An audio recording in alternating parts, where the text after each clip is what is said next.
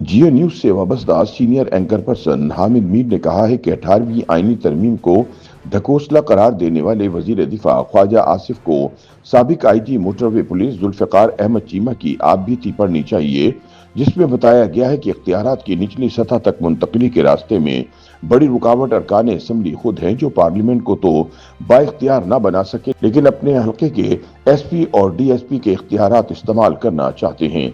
रोजनामा जंग में अपनी तहरीर में हामिद मीर कहते हैं कि जुल्फिकार चीमा भी ख्वाजा आसिफ की तरह ओल्ड रावियन हैं। चीमा साहब ने किसी जमाने में साबिक चीफ जस्टिस नसीम हसन शाह को ओल्ड रावियन एसोसिएशन का सदर बनवाया और उनकी काफी कुर्बत हासिल की।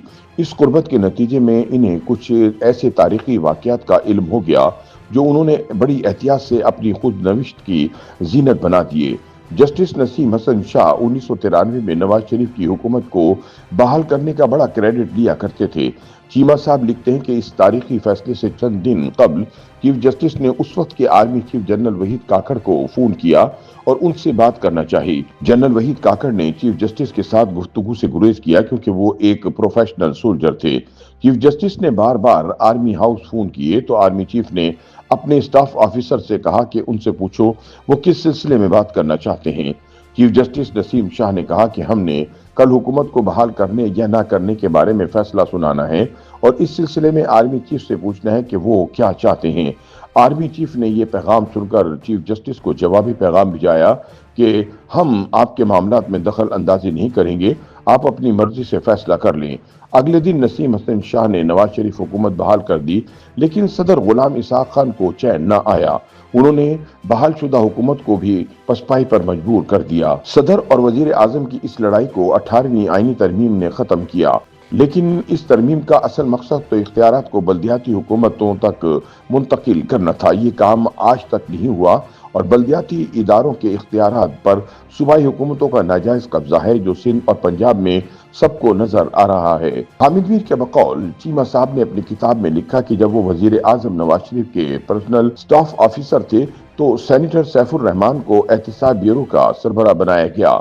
वजीर आजम ने चीमा साहब को एक पुलिस अफसर परवेज राठौर से करप्ट अफसरान की फहरिस्तें बनवाई, लेकिन सैफुर रहमान ने अपनी मर्जी की एक फहरिस्त बनाकर कार्रवाई शुरू कर दी। जुल्फिकार चीमा वजीर आजम की मुख्तलिफ जजों से मुलाकातें कराते जो इन्हें एहतिसाब में इंसाफ की अहमियत समझाते थे। ऐसी ही एक मुलाकात के दौरान वजीर आजम ने जस्टिस अब्दुल हफीज चीमा से पूछा कि कोई ऐसा तरीका बताएं कि प्राइम मिनिस्टर अहम फैसलों के लिए पार्लियामेंट की मंजूरी का मोहताज न रहे। इस पर जज साहब ने कहा, नहीं मियां साहब, आप पार्लियामेंट और आइन को बाईपास नहीं कर सकते।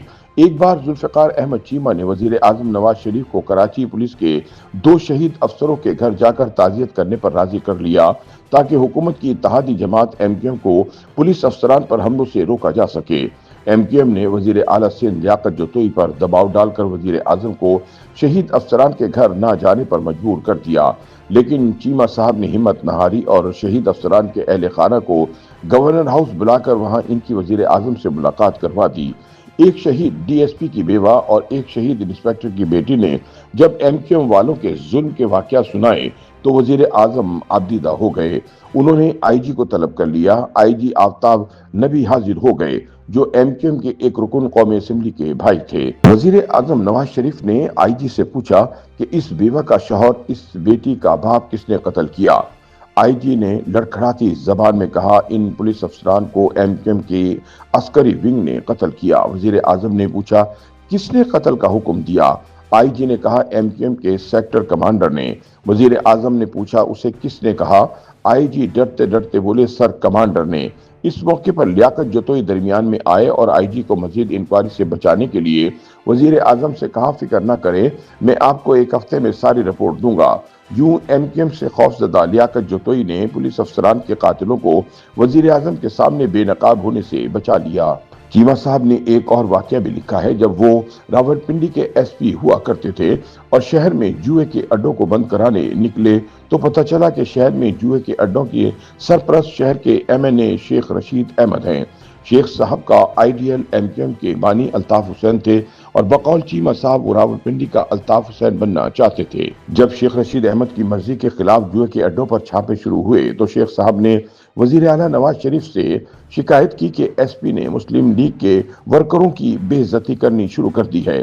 कमिश्नर रावलपिंडी सईद मेहदी ने एसपी की हिमायत की, लेकिन वजीर आला ने एक एमएनए के शोर गुल पर एसपी को ट्रांसफर कर दिया। बाद में जब पीपल्स पार्टी के दौर में शेख रशीद पर नाजायज असलहे का केस बनाया गया तो जुल्फकार अहमद चीमा इस पर खुश नहीं थे। फिर वक्त गुजरने के बाद शेख साहब ने नवाज शरीफ के साथ बेवफाई की और जनरल परवेज मुशर्रफ से जा मिले। आजकल वो इमरान खान से बेवफाई का दाग लिए खामोश बैठे हैं। जुल्फकार अहमद चीमा लिखते हैं कि वो एक दिन वजीर आजम नवाज शरीफ को हबीब जालिब की वफात पर ताज़ियत के लिए उनके घर ले गए।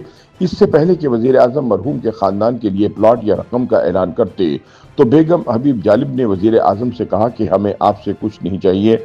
आपने हबीब जालिब के घर आकर हम पर कोई एहसान नहीं किया, बल्कि आपने तो अपनी इज्जत में इजाफा किया है। ये सुनकर वजीर आजम का रंग लाल हो गया। वापसी पर चीमा साहब ने बड़ी मुश्किल से वजीर आजम का गुस्सा दूर किया और कहा कि जिंदगी के दुखों ने एक खुददार बेवा का लहजा तल्ख कर दिया। आप नजरअंदाज कर दें, लेकिन वजीर आजम का गुस्सा कम ना हुआ। जो वजीर आजम हबीब जालिब की बेवा का एक जुमला बर्दाश्त नहीं कर सकता, वो पार्लियामेंट का इख्तियार भी बर्दाश्त नहीं करता था और जजों से पूछता था पार्लियामेंट को कैसे बाईपास किया जाए।